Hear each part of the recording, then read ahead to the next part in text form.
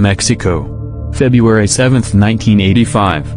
A young DEA agent, Enrique Kiki Camarena, was tied to a chair. His face was bruised. His ribs cracked. And outside the room, cartel bosses watched like it was a movie. Hours earlier, Kiki had kissed his wife goodbye. He said, "See you for dinner." He never came back. What Kiki found in a hidden Mexican farm shocked the world.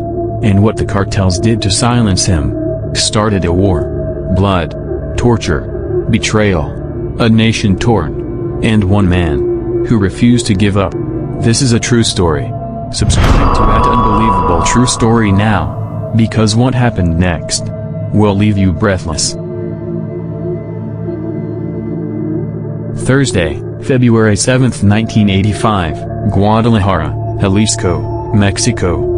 2:15 p.m. The streets of Guadalajara hummed like any other afternoon. Kids played soccer in dusty alleys, vendors yelled over sizzling tamales, and radios blared pop ballads from corner stores.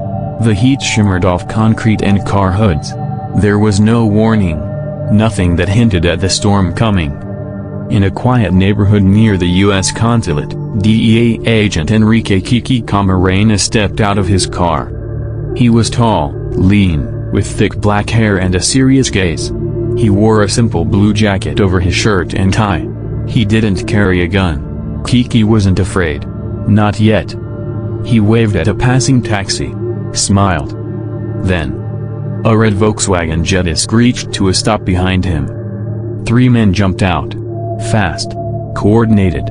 Military precision. They weren't muggers. They weren't cops.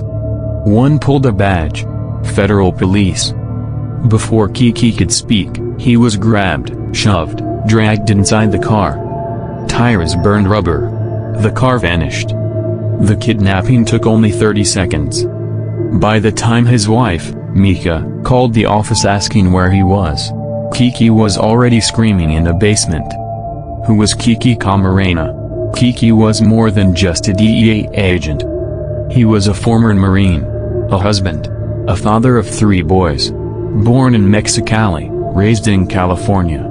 He joined the DEA to make a real difference, to stop drugs from poisoning his community back home. But Mexico in the 1980s wasn't a fair fight. The Guadalajara cartel was rising fast. It was run by 3 powerful men. Miguel Ángel Felix Gallardo, the mastermind. Cold. Calm. Ruthless. Known as El Padrino, the Godfather. Ernesto Don Neto Fonseca Carrillo, the Old Lion. A violent warlord hiding behind charm. Rafael Caro Quintero, the young blood. Wild, unpredictable. Obsessed with women, guns, and power. Together, they built a billion-dollar empire, protected by police, politicians, even generals. And Kiki? He got too close. Months before his kidnapping, Kiki had uncovered something no one believed, a 1,000-acre marijuana plantation called Rancho Buffalo. Located deep in the Mexican desert near Allende, the farm was like a secret army base, armed guards, helicopters, irrigation canals, even dormitories. The cartel wasn't just moving drugs.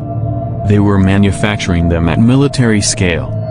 Using aerial surveillance, bribes, and tip-offs, Kiki convinced Mexican authorities to raid the farm. In November 1984, 450 soldiers stormed Rancho Buffalo. They burned over 8,000 tons of weed. Street value, $8 billion. It was the biggest drug bust in history. And the cartel wanted revenge. 36 hours of hell. Kiki's captors didn't kill him quickly.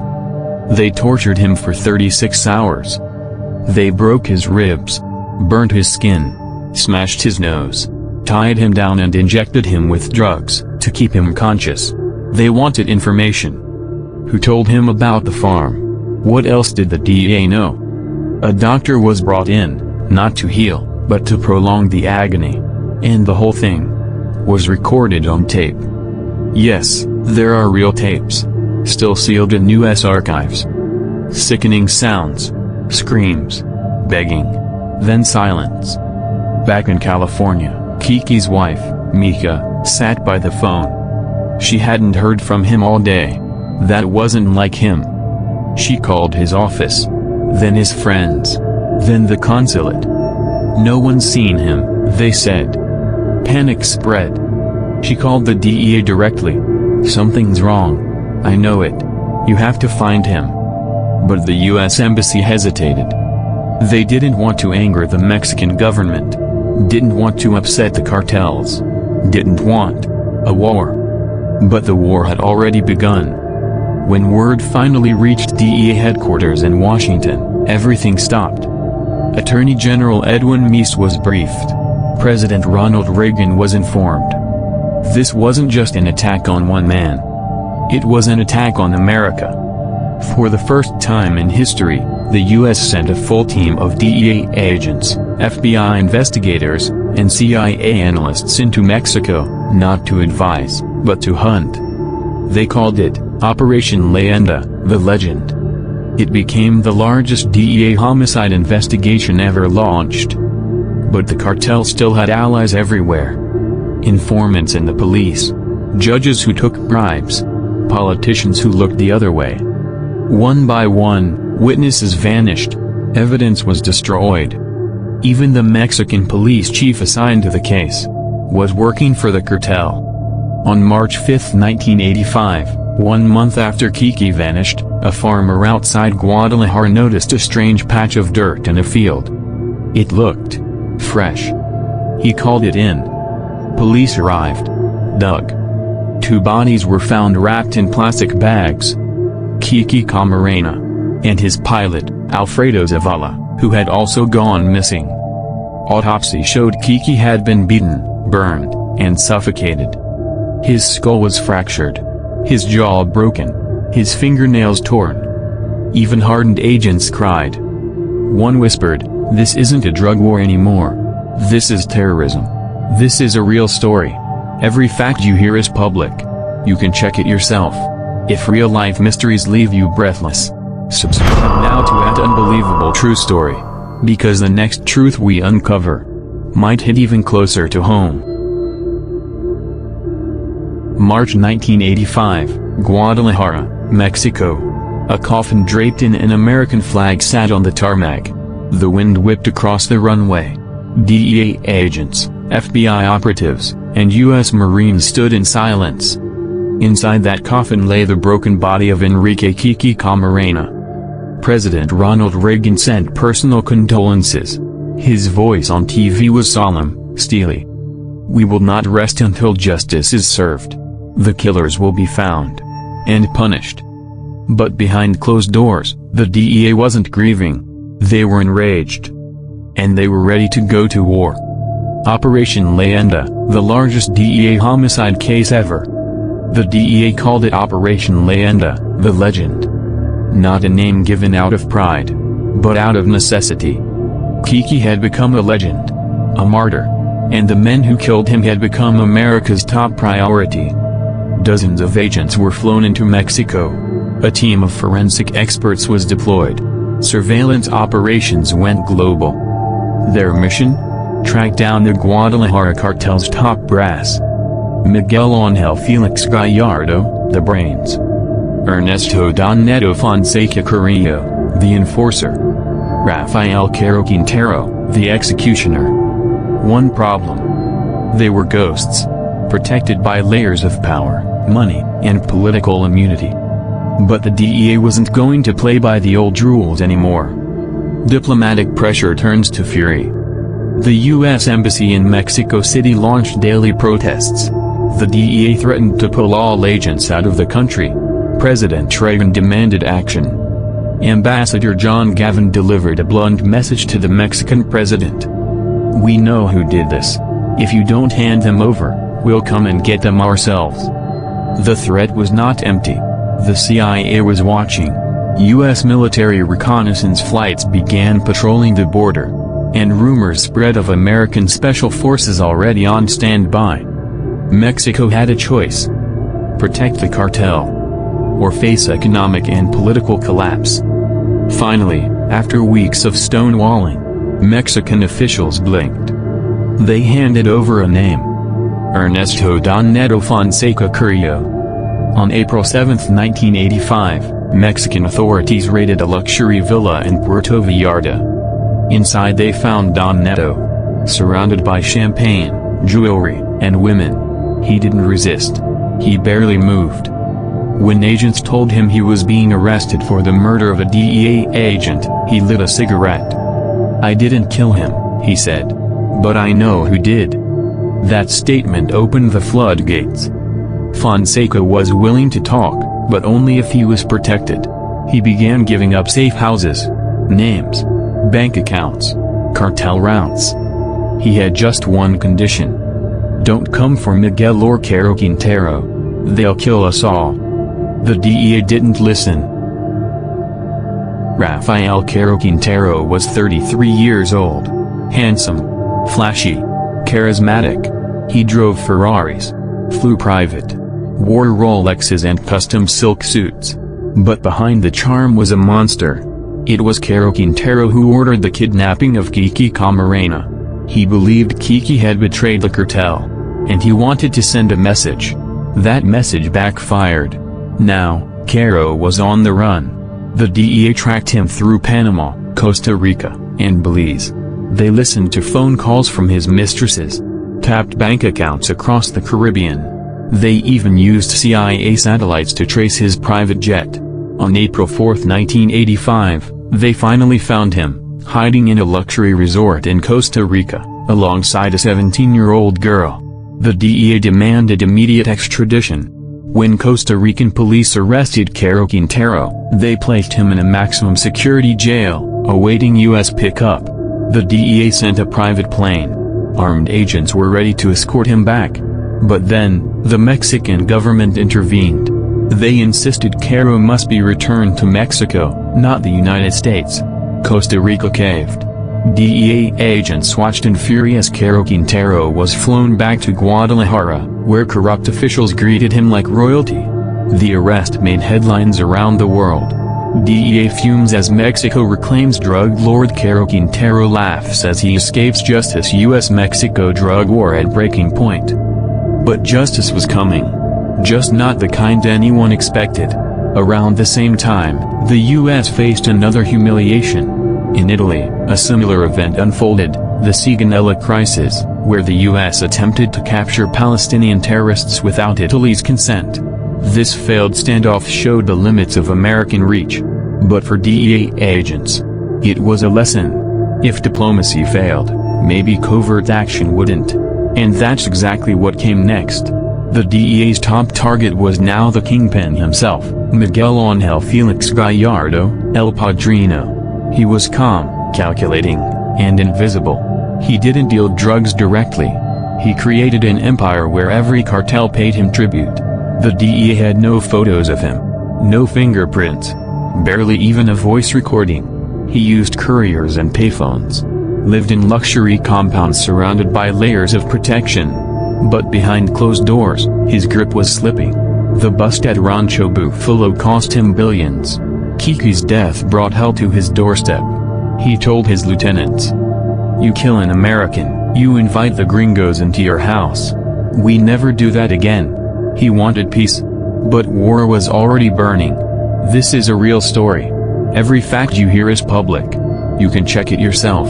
If real-life mysteries leave you breathless, subscribe now to @Unbelievable True Story.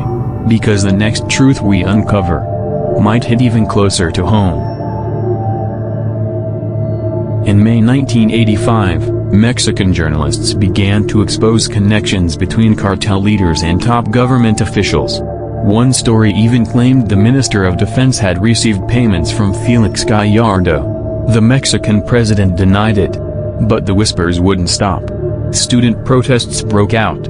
Civilians marched with signs saying, "Donde está la justicia?" Where is justice? The cartels responded with terror. In Guadalajara, a journalist was kidnapped and disappeared after publishing a story about the DEA. A local police chief was shot 17 times in front of his house. And still, no one could find Felix Gallardo. The DEA's secret weapon, Hector Berreyes. Then came a man named Hector Berreyes, a decorated DEA agent, fluent in Spanish, trained in counterintelligence. He was chosen to lead Operation Leyenda from the field. Barraez didn't follow rules. He didn't wait for approvals. He went deep. He recruited Mexican soldiers, bribed local cops, used wiretaps, hidden cameras, and moles inside the cartels.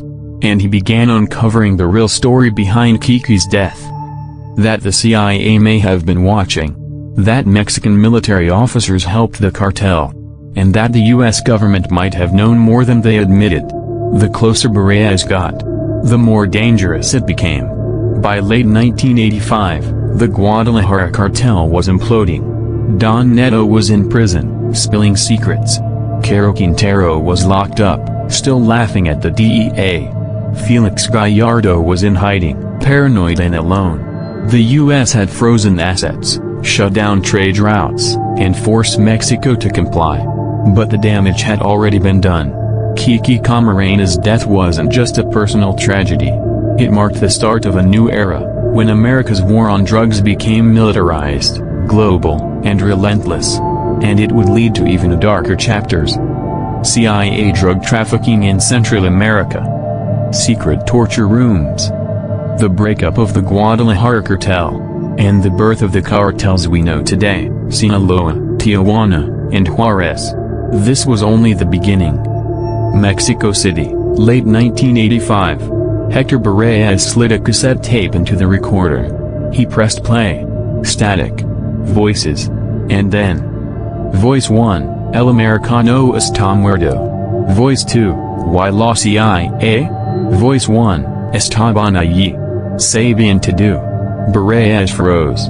The voice wasn't from a cartel hitman. It was a Mexican federal agent, talking casually about the CIA's presence at the house where Kiki Camarena was tortured.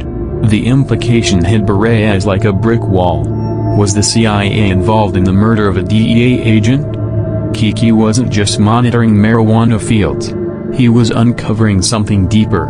A massive drug and gun pipeline, running from Central America to Los Angeles, with stops in Mexico and CIA-run airstrips in Honduras and Nicaragua.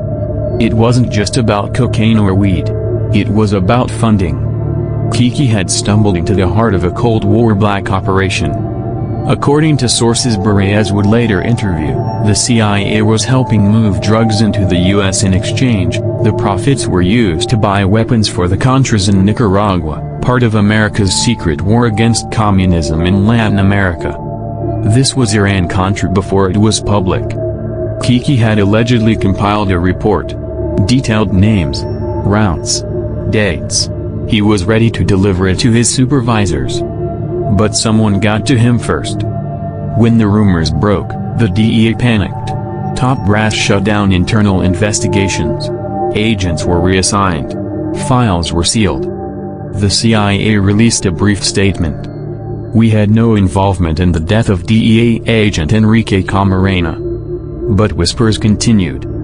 Even inside the DEA, agents were told to stop asking questions. Barraez was warned. You keep pushing this, and you'll end up like Kiki. But he didn't stop. He went deeper. Barraez tracked down former Mexican police officers, cartel associates, even government informants.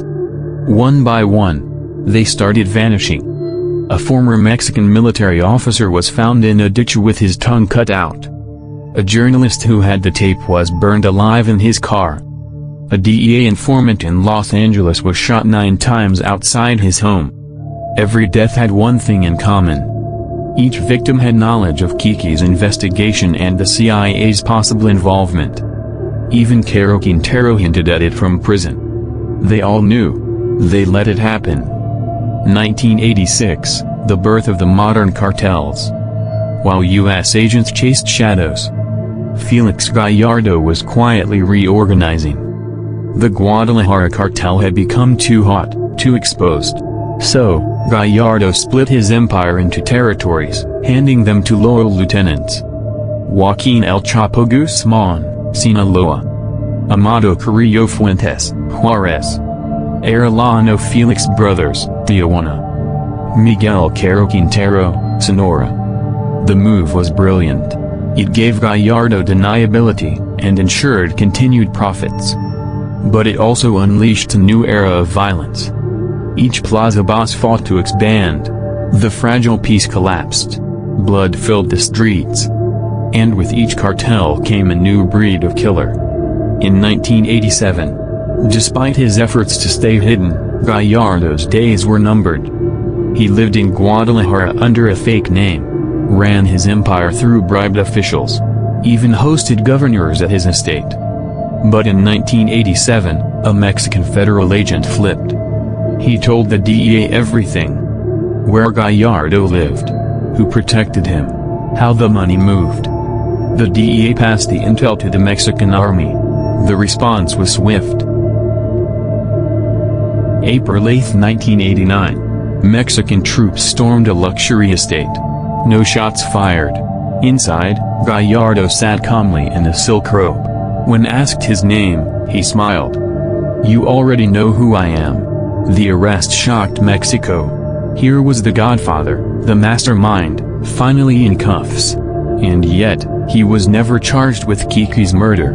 Instead, he was convicted on drug trafficking and organized crime charges. He would live out the next 3 decades behind bars. But his cartel? It lived on. And his legacy would shape the next generation of bloodshed. Among Gallardo's protégés was a man who would become infamous, Joaquin El Chapo Guzman. Once a low-level smuggler, Chapo took over the Sinaloa cartel's trade routes. He pioneered narco tunnels, submarines, and bribes at every level of government. But unlike Gallardo, Chapo didn't seek peace. He wanted domination. And he didn't care how many bodies it took. Police chiefs, dead. Judges, bought. Rivals, tortured. Sinaloa's power exploded. Billions of dollars flowed in.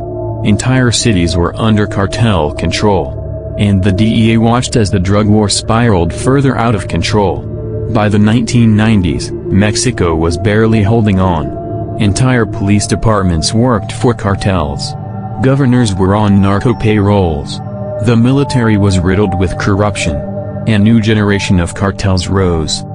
Los Zetas, formed by ex-Special Forces commandos. La Familia Michoacana, blending cartel tactics with religious cult beliefs. The Gulf Cartel, known for brutal executions and mass graves. And each of them had learned one thing from Kiki Camarena's death. You don't fear justice if justice is blind. Though Bareas was pulled off the case, Operation Leyenda continued in secret. U.S. agents began building long-term cases. They mapped financial networks. They infiltrated cartel families. They monitored cartel logistics from Colombia to California. And in 1993, they struck a major blow. The Arellano Felix cartel was decapitated in a series of raids. El Chapo was arrested for the first time. The Juarez cartel's transport network was crippled. But it wasn't enough. For every leader arrested, 2 more arose. The drug war had become a hydra, cut off one head, and 2 grew back. By the 2000s, Kiki Camarena had become a symbol. His image hung in DEA offices. His name was invoked in speeches. Red Ribbon Week was founded in his honor, to teach kids about drug prevention. But the truth behind his death? Still murky. Still dangerous. Still unspoken. In private, DEA veterans like Bareas said the same thing. We were betrayed. By the people we trusted.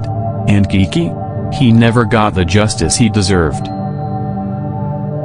Altiplano Federal Prison, Mexico, July 11, 2015. Surveillance cameras flicker.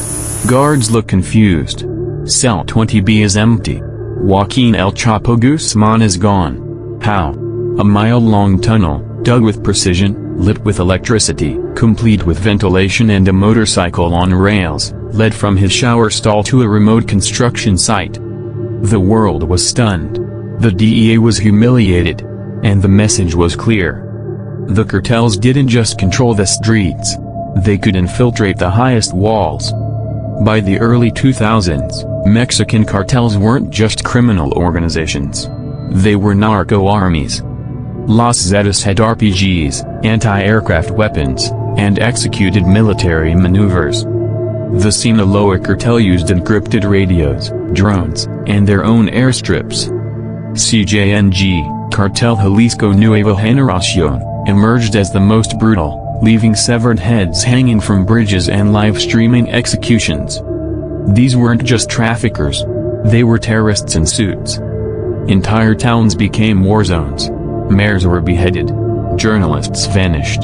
Civilians were slaughtered for crossing the wrong highway. And the DEA? They were chasing ghosts. In 2008, the DEA launched Project Reckoning, one of its most ambitious international efforts. Target, the Gulf Cartel and its muscle, Los Zetas. 200+ arrests in the U.S. Millions in cash seized. Major supply routes disrupted. But it barely made a dent. Cartels diversified. They branched into human trafficking, extortion, illegal mining, and most dangerously, fentanyl. Fentanyl, the new epidemic. In the early 2010s, fentanyl flooded American streets. Synthetic. Cheap. Deadly. It was 50 times more potent than heroin. A few milligrams could kill. And the cartels had discovered a goldmine. Working with Chinese chemical suppliers, they imported precursor chemicals and synthesized fentanyl in clandestine Mexican labs. The DEA traced shipments. Busted labs. Arrested couriers. But for every bust, 10 more popped up. Overdose deaths skyrocketed. In 2021, over 70,000 Americans died from synthetic opioids. The cartels didn't need massive fields anymore. Just a few barrels and a kitchen. It was chemical warfare, and the U.S. was losing. The DEA ramped up. Cross-border raids with Mexican Marines. Covert agents embedded in cartel cells. Dark web monitoring for synthetic sales. International pressure on China to regulate chemicals. But the risks were escalating. In 2011, U.S. ICE agent Jamie Zapata was ambushed and killed by cartel gunmen. The weapons used? Bought legally in Texas. And the most damning detail. One of the rifles came from Operation Fast and Furious, a failed ATF sting that let weapons fall into cartel hands. The blowback was explosive. Congress held hearings. The ATF was disgraced. And the DEA was again reminded. America's own policies were fueling the enemy. In 2023, whispers emerged about a classified DEA initiative. Code-named, Operation Blackout.